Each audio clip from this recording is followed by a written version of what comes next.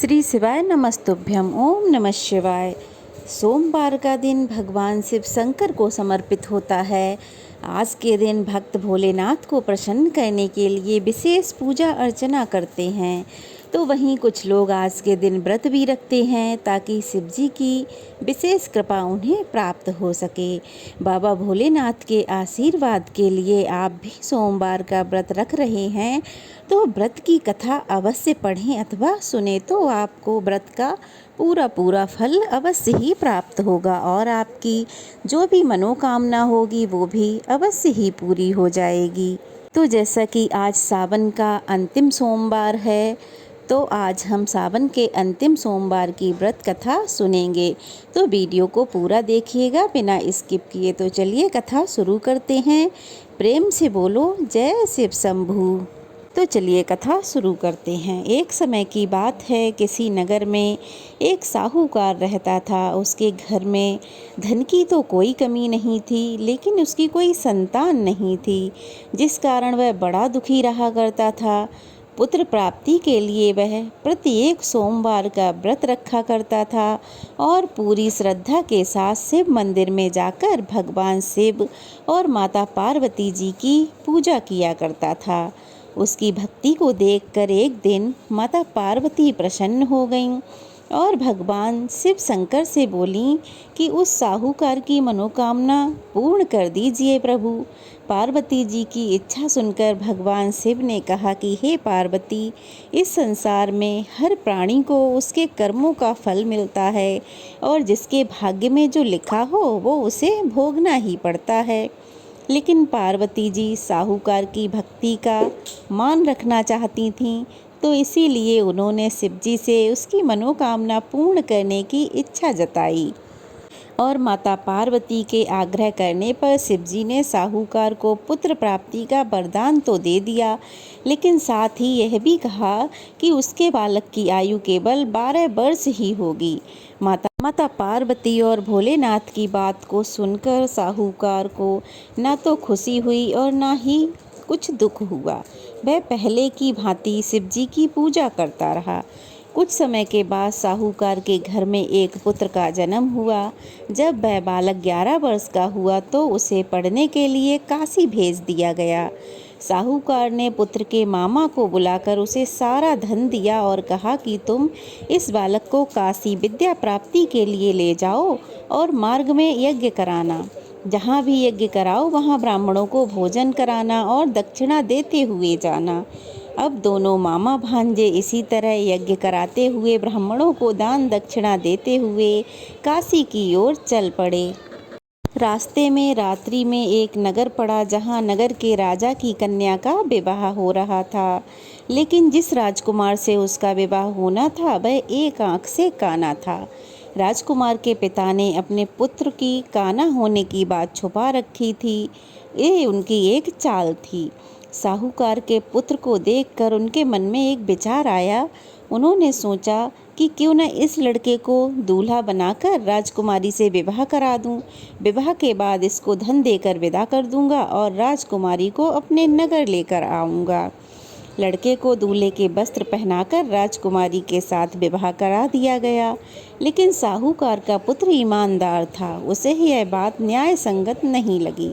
उसने अवसर पाकर राजकुमारी की चुन्नी के पल्ले पर लिखा कि तुम्हारा विवाह मेरे साथ हुआ है, लेकिन जिस राजकुमार के संग तुम्हें भेजा जाएगा वह एक आँख से काना है। मैं तो काशी पढ़ने जा रहा हूँ। जब राजकुमारी ने चुन्नी पर लिखी बातें पढ़ीं तो उसने अपने माता पिता को यह बात बताई। राजा ने अपनी पुत्री को विदा नहीं किया, जिससे बारात वापस लौट गई।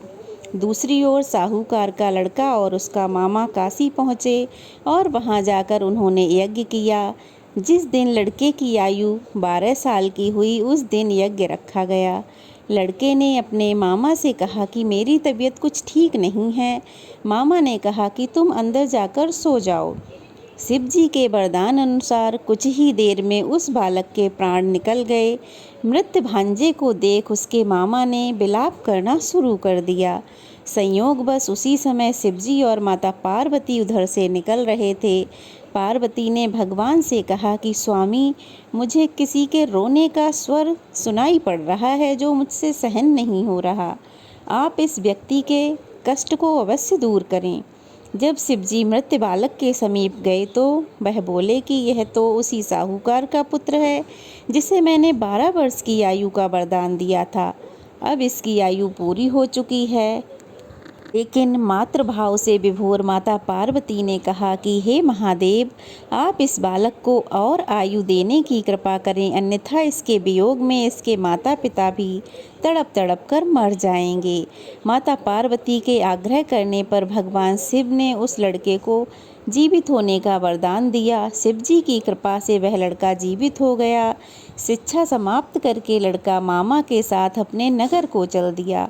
दोनों चलते हुए उसी नगर में पहुँचे जहाँ उसका विवाह हुआ था।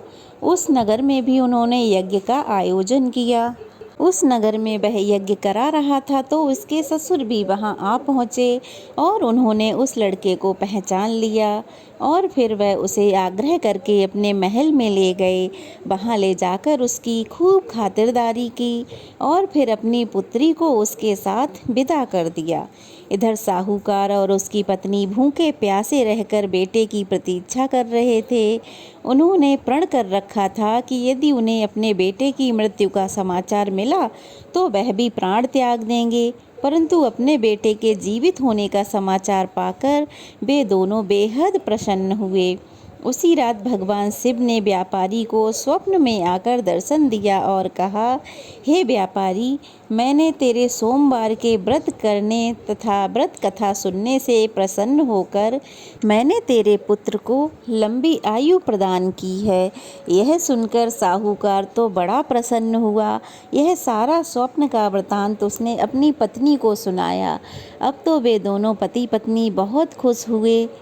उधर नगर के समीप पहुंचकर उनके पुत्र ने घर पे संदेशा भेजा कि मैं आ रहा हूँ।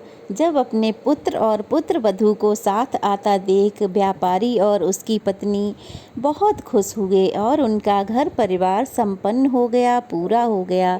भगवान शिव की कृपा से उन्हें सब कुछ प्राप्त हो गया। तो जो भी भगवान शिव जी की सोमवार के व्रत करता है, उनकी कथा पढ़ता अथवा सुनता है, तो उसकी सभी मनोकामनाएं अवश्य ही पूरी हो जाती हैं।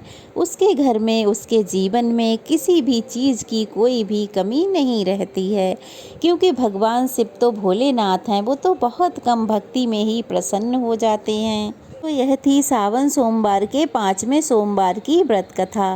कैसी लगी कमेंट बॉक्स में ज़रूर बताइएगा। अच्छी लगी हो तो वीडियो को लाइक कीजिए, ज़्यादा से ज़्यादा शेयर कीजिए और कमेंट में जय भोलेनाथ लिखना ना भूलिएगा।